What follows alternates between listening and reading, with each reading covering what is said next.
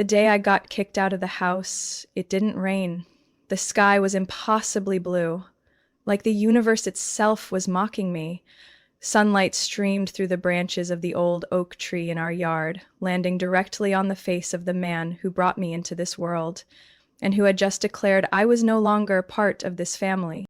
"You're not my daughter anymore," my father growled, every word slicing through me like a blade.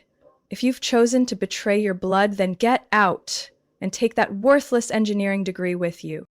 I stood there, hands clenched tight around the handle of my suitcase, as if letting go would cause the whole world to collapse. My mother sat silently on the staircase with her midday cocktail. She didn't cry, she simply shook her head, as if disappointment was the only emotion she had left. The Lancaster family defined by legacy, reputation, and deadly expectations. From my great-grandfather to my father, 3 generations had run Lancaster and Partners, an elite investment firm on the East Coast.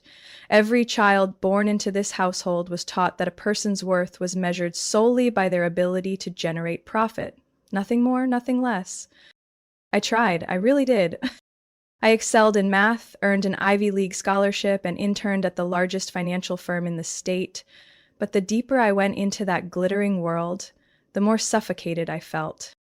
I loved machines. I loved taking things apart just to understand how they worked and putting them back together in a better way. During my sophomore year, I secretly switched majors from financial economics to mechatronic engineering. When my father found out, he dismissed all my explanations with a single sentence. "Engineers serve financial geniuses. They're never the ones in charge." No one in my family showed up to my graduation, not a single congratulatory photo, not even a flower. But I still stood proudly on that stage, holding my honors diploma. I thought, someday they'll understand, that I was still their daughter. I just wanted to forge my own path. I was naive. A week after graduation, I came home to pack and say goodbye. I was moving to New York for an internship at a clean energy startup. I even planned to treat the family to dinner before I left. Instead, I walked into what felt like a courtroom drama straight out of a bad TV show. My father stood in the center of the living room, ceiling over 16 feet high, crystal chandelier gleaming overhead. He tossed an envelope at my feet. Inside was a $100 bill. "This is all a traitor like you deserves," he said, his voice so cold it made me shiver. "Eva, this is your last chance," my mother said, not looking up from her wine glass. "Apologize to your father. Cancel that ridiculous job. Come back to Lancaster and Partners. You can still salvage this." I looked at them, 2 people who raised me with expectations, not love. I used to think I could change them, but in that moment I realized something. It wasn't that they didn't understand. They didn't want to understand. I bent down and picked up the bill. My hands were shaking, not from fear, but fury. "Keep your trust fund. Keep your fancy connections," I said, locking eyes with them. "I'll build something of my own, something you can't even imagine." My father smirked and took a step back like I had said something disgusting. "You build something without the Lancaster name behind you? You're nothing." Those words would haunt me for years. They would fuel every sleepless night, every failure, every bead of sweat that fell onto my drafting table. But right then I just smiled, calmly. "Watch me." I turned and walked through the walnut double doors that once symbolized my family's power. I didn't look back. The sound of the door slamming shut behind me echoed like a verdict. One awful chapter closed. I stood on the curb in a wealthy Boston suburb with a suitcase full of clothes, an engineering degree, $100, and nowhere to go. This journey started with a kick, but I swore I'd turn that kick into a launch pad. My flight to California only covered a basic economy seat with no checked luggage. I crammed everything else into a laptop backpack, a carry-on, and a tube of folded engineering schematics. Mostly paper and an old leather notebook filled with ideas for an energy storage system I had dreamed up during classes, in the library, on those sleepless dorm nights. I landed in San Jose just before midnight. There was only one bus left to Palo Alto. The ticket cost $38. I had 62 left. After grabbing a cold sandwich and a water from a vending machine, I had $57.50. No one was waiting for me at the station. There was no dorm for someone exiled from elite bloodlines. I walked out, dragging my suitcase to a nearby park with decent lighting and not too many people. Sitting on a damp bench beside the grass, I was too exhausted to feel like a failure. I just felt cold and hungry and, strangely, clear. I opened my laptop, connected to the bakery's free Wi-Fi across the street. I needed to keep my mind busy, otherwise I'd spiral. I reopened my design, a modular battery system using a hybrid nanostructure of graphene and flexible dielectric materials. In theory, it could reach storage efficiency of up to 95%, far surpassing any traditional lithium battery. The problem? No one believed it was feasible. My professor called it science fiction. My father called it technical garbage. I called it my lifeline. I stayed up until sunrise. Back aching, eyes burning, fingers numb from the cold. As the sun crept over the skyline, I saw a group of unhoused people packing up their things to leave the park.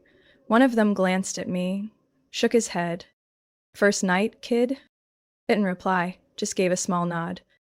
That first morning, I found a small cafe called Bean and Circuit, nestled between two tech buildings but cozy like a library reading room. I stepped in, dragging my suitcase, trying not to attract attention. Ordered a black coffee for $4.50, sat near an outlet, and opened my laptop. I barely moved the entire day. My screen filled with simulation graphs and lines of code calculating energy transfer speeds through ultra-thin layers, but my eyes kept drifting to something else. The cafe's espresso machine made a loud click every 30 minutes. By late afternoon, a woman's voice called out behind me. "Not planning to order anything else." I turned and met a pair of deep brown eyes under short-cropped hair. She wore an apron, still holding a cleaning rag. "Sorry, I'm looking for a job," I stammered, "and I need the Wi-Fi." She didn't smile, but she didn't kick me out either. "Can you fix machines?" "I studied mechatronic engineering." "Good. That thing dies every afternoon and the owner's about to smash it." "Can I take a look?" She nodded, unlocking the counter. I stood, walked to the espresso machine, a vintage Italian beast with copper pipes, a heat sensor, and rusted pressure switches.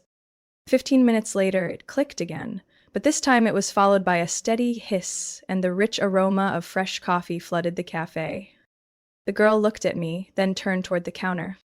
"My name's Nina. You can crash in the supply room with the paper and boxes, if you don't mind the rats." My eyes... "I don't mind," I whispered, the first time in 3 days that my chest felt a little lighter. "I'll tell the owner about you. Who knows, maybe he needs an engineer more than a barista."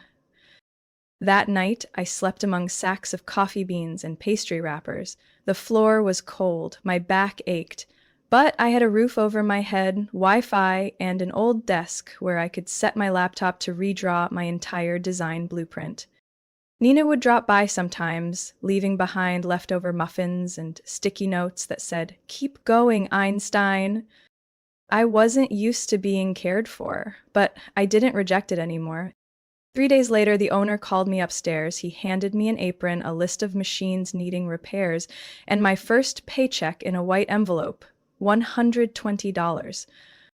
At that moment, I had a job, shelter, an ally, and a renewed belief in myself. I sat down at the desk, opened my notebook, and wrote, Day 6. Goal: prove them all wrong. The early days in the back room of Bean and Circuit were a strange mix of burnt coffee smells, loud grinders, and messy blueprints scribbled across the walls in marker. I turned that tiny space into a mini lab, or at least a place to keep my hope alive. By day, I wiped down machines, replaced wires, and fixed leaky pipes for the shop. By night, I immersed myself in thermodynamic equations and nanocircuit schematics.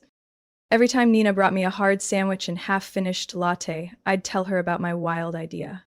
Instead of stuffing more lithium-ion into batteries, I explained, sketching molecular structures onto the old table, why don't we redesign how electricity is stored on a molecular level? Nina blinked. So, like changing the battery's cell structure? Close. I'm thinking of using a hybrid nanomembrane graphene combined with a voltage regulating conductive layer. The goal is to eliminate heat loss during charge and discharge to almost zero. She frowned. It sounds more like Star Trek than real science. I smiled. People once said light couldn't bend until Einstein proved otherwise. I lived like that for 3 months. No high salary, no health insurance, no family. But each night, as the blueprint on my laptop became just a little more complete, one thing became clear.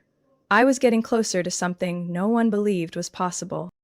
I started picking up small freelance gigs, hardware fixes, microchip consulting for Stanford area startups. The money wasn't much, but it was enough to move out of the coffee shop storage and into an attic room in a shared house in Menlo Park with 5 other tech maniacs. The room was only about 130 square feet with a low ceiling and terrible soundproofing, but it had a desk, an outlet, and a tiny window facing the backyard, enough for me to call it home. I named my design Project Halley after the comet that appears once every 76 years, something no one believes in until they see it with their own eyes. One night, while double-checking a control circuit diagram, I received an email from a small startup working on energy storage for EV charging stations. They needed help fixing an overheating bug that caused battery failure after every 50th discharge cycle. I took the job and showed up at their office the next morning. The lead engineer was an Indian guy named Arjun Mehta. Short, messy hair, and a voice that moved faster than the wind. "If you can fix this thermal issue, we'll stop bleeding money," he said, handing me their system logs and full schematics. It took me 2 nights. I discovered the issue wasn't hardware, it was a poorly optimized code segment controlling the current flow, which didn't adapt to fluctuating temperatures. I rewrote the code and suggested installing a cheap thermal sensor at the charge port. The result? The battery no longer overheated, even after 70 full charge-discharge cycles. "You're a genius," Arjun gasped, then hesitated. "Are you doing anything else besides fixing bugs for us?" I paused. Then, after a moment's hesitation, I opened my laptop, pulled up the Halley schematic, and placed it in front of him. Arjun stayed silent for nearly 10 minutes, eyes glued to the diagrams and formulas. If this works, it could revolutionize energy as we know it. "I know, but you'd need massive funding, a lab, major connections." "I just need someone to believe in me," I said, my voice raspy from nerves, "and a shot to prove it's possible." He didn't say anything else, but 3 days later I got a call from a woman. Her voice was calm and steady. "Ava Lancaster, this is Dr. Laura Chen, nanomaterials specialist at Stanford. I heard from Arjun about a near-perfect battery you're developing. You've got 30 minutes to convince me it's not a fairy tale." The meeting with Dr. Chen took place in a third-floor lab in the materials engineering department. The white light bouncing off the steel table made me look pale, but my eyes had never been sharper. I walked her through everything, from the molecular structure to the real-time voltage modulation algorithm. She didn't interrupt, just furrowed her brow now and then or took notes. When I finished, she set her pen down. "You just described something we're taught is impossible, but your hypotheses aren't nonsense. I don't need praise, I need a place to prove it. I have a few contacts at the National Lab in Berkeley," she said. "If I make the call, are you ready to see this through?" I didn't hesitate, even if it costs me everything. She chuckled, picked up the phone, and said, "I've found something interesting. Might need a few lab hours, maybe even rewrite some history." That night, I didn't sleep. I sat by the window of the attic room, watching the distant city lights reflect off the stained ceiling. I had survived. I had begun. And now, I was about to get my very first real chance. I arrived at the Berkeley Materials Energy Research Lab at exactly 7 o'clock in the morning, before the sun could break through the thick fog blanketing the Bay Area. It was a place where time was measured by experimental results, and even the smallest margin of error could shatter years of research. I knew I had stepped into the domain of the brightest minds in America. Dr. Laura Chen brought me in. She didn't say much. You have 3 weeks. Equipment is shared. Results must have measurable value. Don't disappoint me. I nodded. No arguing, no empty promises.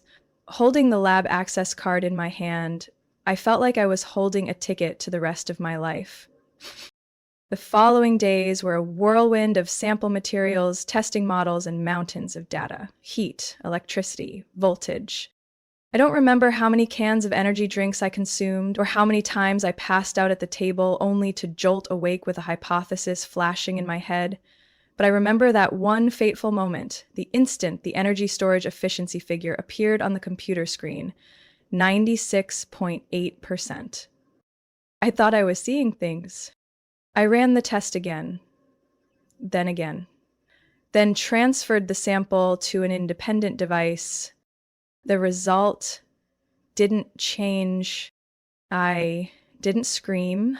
I didn't laugh. I just stood still, gripping the edge of the table like someone who had just seen a portal to the universe open up before them. Chen stepped behind me, silently watching. Not 100%, but the closest humanity has ever come. I turned around, my voice shaking with joy. It works, it actually works. Still far from a commercial product, Chen said, still stern. But at this level, you can begin pitching for seed funding. You need someone to help you step out of the lab. That person appeared 2 weeks later. That day, I was presenting my testing results to a group of materials engineers during an internal seminar when a man walked in late. Light blue shirt, titanium frame glasses, tablet in hand. When I finished, he raised his hand. What voltage control algorithm are you using in the conversion module? I developed it myself based on a real-time machine learning response model. You wrote that algorithm? I couldn't afford to hire anyone else. The room chuckled, but his eyes didn't, sharp and deep, as if they were dissecting each layer of logic in my mind. After the presentation, he came up to me. I'm David Lin, co-founder of Red Arc Technologies. We develop energy management software for distributed systems. Arjun said I should meet you. I shook his hand, my fingers cold with nervous sweat. If you really hit that number, then what you've created isn't just a breakthrough, it's a punch to every old standard. I need funding. No, you need a strategy. I'll take you to the right person. The following week, David brought me to an apartment on the 26th floor of a luxury building in San Francisco's Mission District. The woman who answered the door was Asian, in her early 40s, short hair, dressed simply but elegantly. Eva Lancaster? She asked, with a crisp Midwest accent. Yes. I am Dr. Megan Yoon, formerly the lead battery engineer at Tesla. I now invest as an angel in sustainable technologies. The room was so quiet I could hear my heartbeat. Megan sat on the couch, crossed her legs. David says you have something I need to see. My time is valuable. You've got 10 minutes. I opened my laptop, presented the model, the data, the independent tests. Megan watched closely, nodded twice, didn't interrupt. When I finished, she exhaled slowly. You've got a prototype, you've got data, you've got fire in your eyes, but you lack money, manpower, and management. I'll invest $100,000 for 10% if you agree to let me lead the pre-product stage. I opened my mouth, but she held up a hand. Don't say yes yet. Go home, think it through. But don't let this project die just because you're too proud to ask for help. That night, I didn't sleep. I sat alone in the kitchen of the shared house, holding the draft contract David had sent me. Part of me wanted to scream, "This is it! This is the turning point!" But another part whispered, what if it's a mistake? What if I get cast out again like when I left the Lancaster house? I looked down at Haley's design, thought of every second in the lab, every muffin Nina slipped into my hands, every sharp question from Dr. Chen. I had come too far. I wasn't going to stop out of fear. I signed. That night, in the third-floor lab of the Berkeley Energy Lab, I ran the 7th test of the Halley Storage Module version 4.7 that week. Eyes bloodshot, hands shaking from lack of sleep, but I refused to leave the desk, because this time I knew either it would succeed or everything would vanish into thin air. I pressed the launch button. Data streamed across the screen. Voltage stabilized. Current flow remained steady. Heat loss graph almost perfectly flat. I held my breath, ran the final validation software. Storage efficiency, 98.7%. I froze, my body went numb. I didn't smile, I didn't shout. There was only a whisper, so faint I thought it echoed only inside my head. I did it. At 3 o'clock in the morning, I called Dr. Laura Chen. I knew she might yell at me for waking her, but I couldn't wait until sunrise. She answered on the third ring, groggy at first, then fully awake when I uttered those three numbers. Send all the data, I'll verify it today. I've backed up everything. If you see anything wrong, if that number's correct, Eva, you just wrote yourself into the textbooks. The next morning, when I arrived at Red Ark's office, David Lin and Megan Yoon were already seated, barely able to hide their excitement. You're holding the most efficient energy technology ever recorded, Megan said, placing a red folder on the table. And you're about to stop being a broke engineer. I opened the folder. Quantum Ventures was embossed on the cover. They're offering $5 million for 25% equity if you agree to let them lead the seed round. I swallowed hard. A company? David smiled. We're creating a new legal entity, manufacturing, testing, scaling. This isn't a project anymore, Eva. This is a business. Megan leaned back in her chair, fingers interlocked. I've prepared the incorporation paperwork. The company name is up to you. Pick something you'll be proud to see engraved above the first office door. I closed my eyes for a second. Words, symbols flashed through my mind, and finally I chose the one that had always been a secret between me and the blueprint. Halicore Technologies. A comet? David asked. Not just any comet. The one that comes back after 76 years to prove everyone wrong for doubting its existence. Megan nodded. That name, investors won't forget it. 1 week later, Halicore was founded. I was the acting CEO, Megan, senior technology advisor, David, head of strategy and partnerships. We rented an old warehouse in Fremont, renovated it into a space for prototype assembly and the simulation of our first product. I remember the day we hung our company logo on the glass door, a simple ellipse representing the orbit of a comet.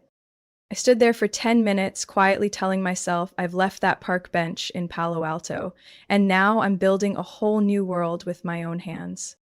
The first month, we built version Hali 5.0 for small-scale commercial use. My team of engineers and I worked nonstop, running hundreds of charge-discharge simulations, stress testing durability, performing electromagnetic interference checks, and measuring heat dissipation under extreme conditions.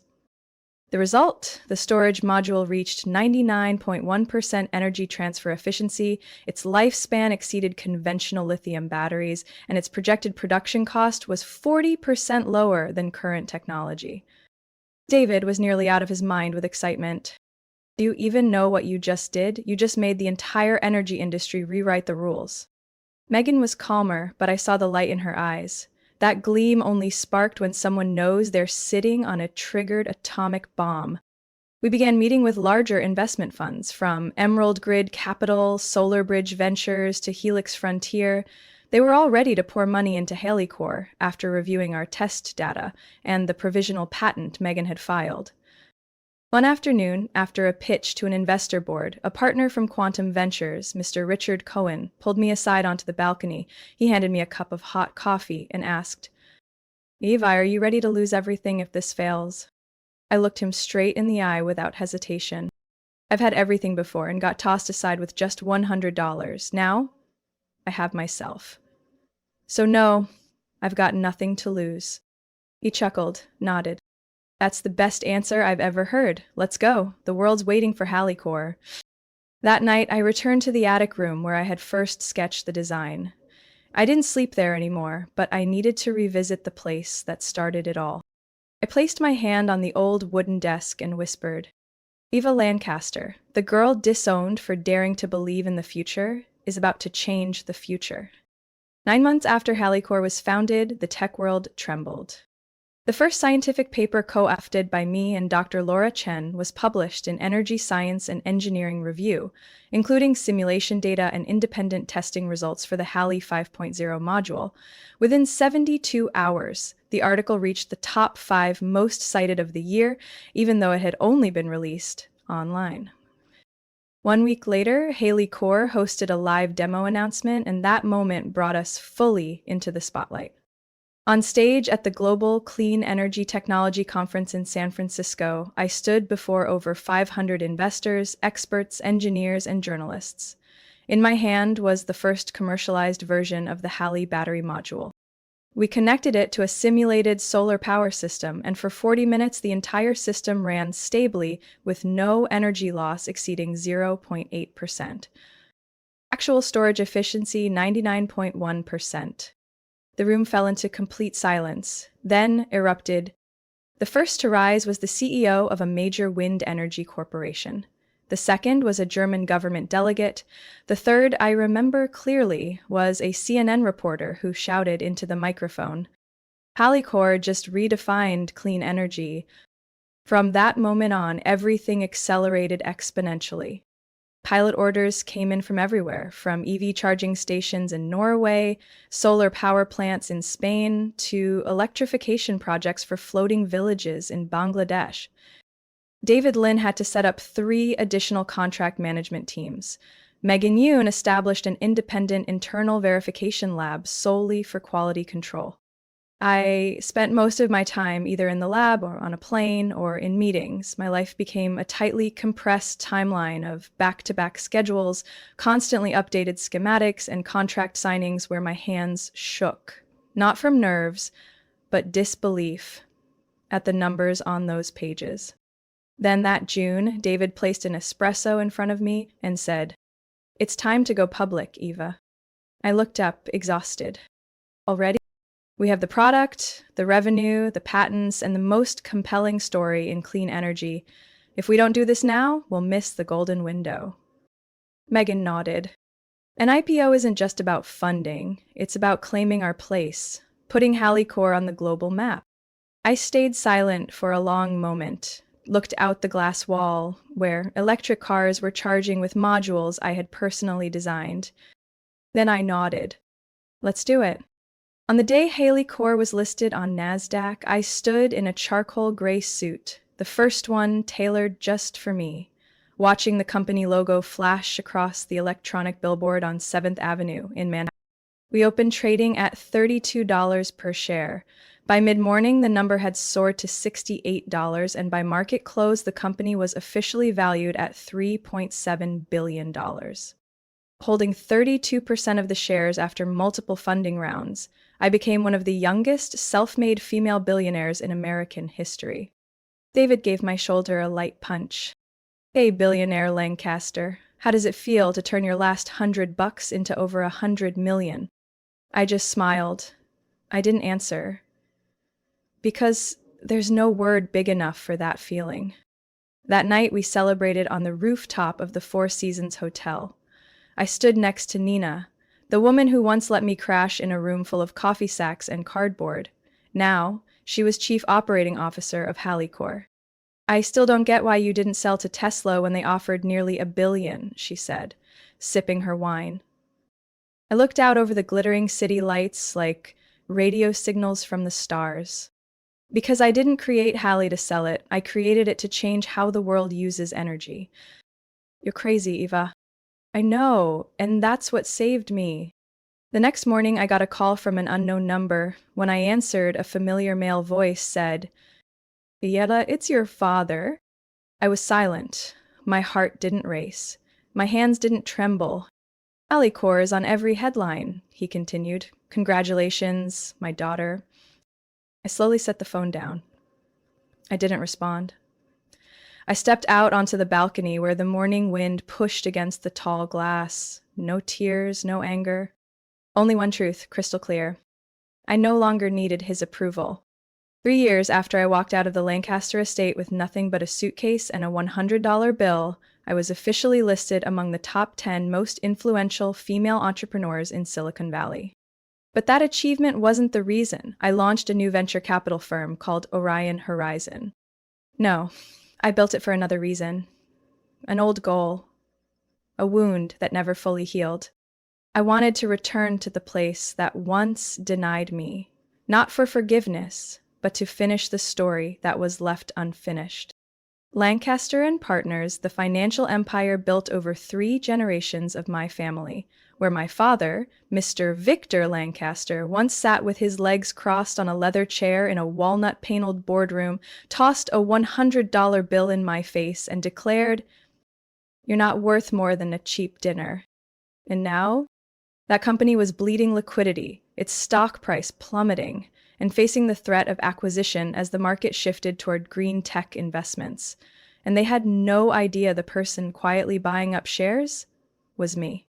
Under the name of Orion Horizon's subsidiary, Altafusion Holdings, my legal and financial teams spent over 8 months acquiring 45% of Lancaster and Partners shares through anonymous funds, shell companies, and independent players who had lost faith in Victor's leadership. The perfect moment came at the December shareholders meeting.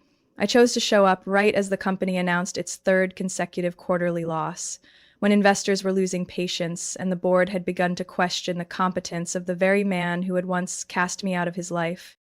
I walked into the headquarters of Lancaster and Partners in Boston, wearing a navy blue suit, hair neatly tied back, expression calm. No one recognized me. I had once been a ghost in that house, and now I returned as a stranger bearing a new name, Eva Blake, CEO of Altafusion Holdings. The assistant opened the boardroom door. I stepped in. The air inside was thick, like someone had sucked all the oxygen out of the room. My father was mid-speech, holding a blazing red financial report in his hand. "We cannot accept a buyout offer from any party lacking the financial and professional capability to lead Lancaster and Partners." I spoke up, my voice sharp like glass slicing water. "Then perhaps you should take a closer look at who's actually sitting here, Victor." He spun around. His eyes landed on me, confused for a moment, then slowly turned to shock. I watched the color drain from his face. Red, then white, then gray. "Eva?" "Eva Blake," I corrected, "CEO of Altafusion Holdings, the entity that now owns nearly half your company, and the one who will take full control if the board approves the merger today." A board member spoke up, stunned. You're the one behind all those anonymous share purchases?" "Exactly." Victor gripped the chair like it was the only thing keeping him upright. "What are you doing, Eva? This is your family's company." I stepped forward, eyes locked on him. "You once said I wasn't worth more than $100. Today, I'm buying everything you once called your pride, for just a few numbers on a contract." He shook his head, his voice raspy. "You can't do this. This is your father's legacy?" I gave a faint smile. "And what did you do with it? Dismiss anyone who wasn't like you? Discard talent just because they refused to bow down?" I pulled a folder from my leather bag and handed a copy to each board member. "This is the merger proposal. Altafusion will acquire all of Lancaster and Partners, redirecting investment toward fintech and sustainable energy. The old name will be retired. Victor Lancaster will step down immediately." No one spoke. The atmosphere was heavy as stone. Finally, Mr. Jeffrey Nolan, a longtime board member who once carried me when I was in 1st grade, broke the silence. "Eva, I've watched your father reject countless innovation proposals, refuse digital transformation out of fear of losing control. Maybe it's time we listen to the person he underestimated most." The vote took place immediately after. Result: 8 in favor, 1 against. Victor said nothing. He simply stood, left behind the Mont Blanc pen he used to treasure like gold, and walked out of the room in silence. I watched him go. I didn't feel joy. I didn't feel vindicated. I just felt whole. That afternoon, I sat in his old office, the one where expensive artwork once hung, now stripped bare. On the desk was a folder I'd brought from Hallie containing the plan to integrate the two companies. Nina walked in, placed a cup of coffee down. How does it feel to do what no one thought you could? I took a sip, then smiled. Like returning an insult? But instead of shouting, I let the numbers speak. And what do they say? I looked out the window, where the fading daylight cast shadows across the wall now bearing a new logo. Hallie Capital. They say I was never worthless, they just didn't know how to measure me. 3 months after the merger was finalized, Lancaster and Partners officially ceased to exist. The name once etched into the marble facade of the headquarters was removed in silence. No press conference, no announcement, no ceremony. Instead, Hallie Capital was born with a completely new direction, focused on investing in clean energy technologies, wind and solar startups, and sustainable development ecosystems. I restructured the entire executive team. 60% of senior management was replaced. The remaining staff were required to retrain and transition into an ESG, environmental social governance, operating model. I kept nothing from the legacy except a few of my grandfather's handwritten notebooks. The only family member who once told me, "I think like someone unafraid of fire." My father, Victor Lancaster, retreated to the old family estate in Maine. He no longer spoke to the press, nor did he appear at any financial summits again. Only once he sent me an envelope. No letter, no explanation. Inside was an old, creased $100 bill, faded but intact, and a small note. "You were right." I stared at it for a long time, unsure of what I was feeling. It wasn't anger. It wasn't forgiveness. It was just a scar finally closed. I placed the bill in my wallet. Not as a keepsake, but as a reminder. A few weeks later, I returned to Palo Alto where everything began. The old park bench was still there, its paint faded and etched with the names of restless teenagers. I sat down quietly, watching the people pass by. No one knew I was the CEO of Hallie and Hallie Capital. No one knew that the woman sitting on the bench had once slept there because she had nowhere else to go. I continued on to bean and circuit the tiny cafe where I once fixed a coffee machine in exchange for a place to sleep among cardboard boxes. Nina was now a co-owner. She ran the cafe on weekends as a way to stay rooted, as she liked to say. I ordered a latte and sat at the same old table, the one that once served as my part-time lab when I sketched the first Hallie diagrams. When it came time to pay, I pulled out that same $100 bill. I tucked it under the receipt, no note, just left it as a tip, as if repaying a debt from youth, not to any one person, but to the place itself. Nina picked up the bill, eyeing me with suspicion. "This is real." I smiled, slinging my bag over my shoulder. "Very real, and worth more than ever. Eva, when I first met you, I thought this girl is either going to crash and burn, or she's going to set the world on fire. And now? Now, I think I met a flame, and flames don't get snuffed out just because someone says no." That afternoon, I returned to Hallie headquarters just as sunset poured through the windows of the 28th floor. Looking down at the city lighting up, I didn't see myself at the top. I didn't feel like a winner. I saw someone who was finally living as her true self. No apologies for not fitting the old mold, and no longer needing approval from any name on any business card. Megan walked in and placed a market expansion plan for Asia on my desk. "If you want, you could stop now. You've already done more than enough." I looked at her, not a flicker of hesitation in my eyes. I didn't build Haley to defeat my father. I built it so that other kids would know real worth isn't where you're born, it's what you build with your own hands. That night, I returned to my new apartment, not the cramped attic anymore, but a space full of light and greenery. But I had kept one thing from the past, the old laptop, still marked with a scribble in permanent marker.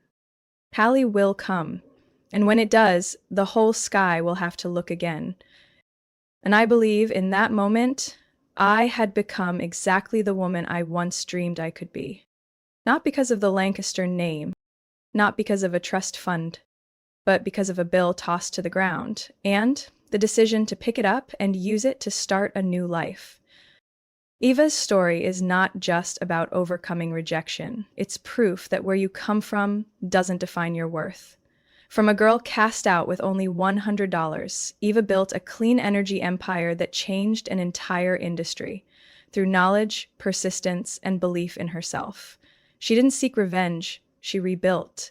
And through that success, she sent the world a clear message. True value comes from what we create, not where we come from.